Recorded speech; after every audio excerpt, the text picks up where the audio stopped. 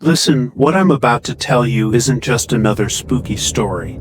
This is real. It happened to my father back in the late 80s. And to this day, he refuses to talk about it.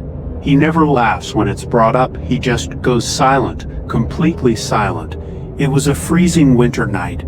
Dark clouds covered the sky. The wind was howling through the trees. My father and two of his closest friends were out hiking in the woods, looking for an adventure like they always did. They were young, curious, fearless, or at least they thought they were. But that night was different. These woods were notorious in their small town. Locals whispered about people vanishing, strange lights at night, strange howls coming from the trees, and shadows that didn't belong to anything human.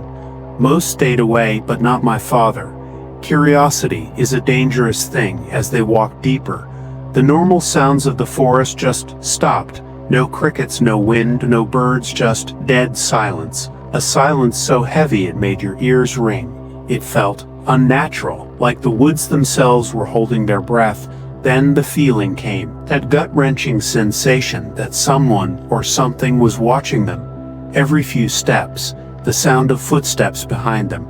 They'd turn around, nothing, walk again, another crunch behind them, but nobody there, and then they saw it out of nowhere. Deep between the trees, an old cabin, rotten wood, windows shattered, a door hanging barely on its hinges. The place looked abandoned for decades, but somehow not empty. This wasn't on any map, one of his friends said, his voice shaky. The others wanted to turn back, but my father, "No, we've come this far," he said. "We have to see what's inside." The moment they stepped inside, the air felt heavier. Like breathing became harder. The smell, it was disgusting, like what wood, mold, and iron. The smell of old blood on the walls, strange symbols, drawn in what looked like dried blood. Circles, broken stars, lines crossing each other in patterns that made no sense. Or maybe they made too much sense to things not meant for humans. In the corner, a staircase, narrow, weak, leading up into the darkness above. "No way I'm going up there," one friend whispered. My father stayed silent, staring at the stairs. And that's when they heard it. Thump, thump, slow, heavy footsteps upstairs, then silence, then again. Thump, but this time closer. The three of them froze.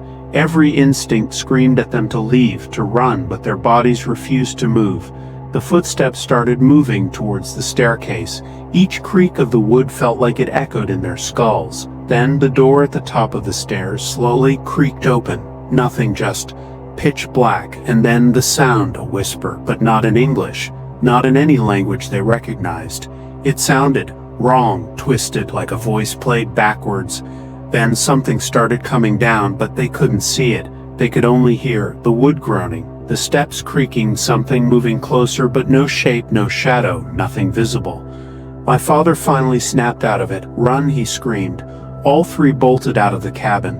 The cold air hitting their lungs felt like breathing for the first time again.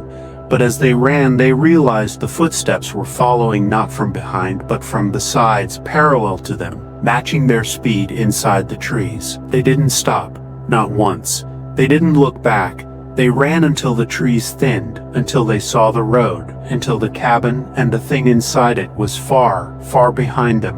My father swore he'd never go near those woods again, and he never has. And to this day, whenever anyone brings up that night, he just shakes his head, goes silent, and mutters, "Some things are better left undiscovered."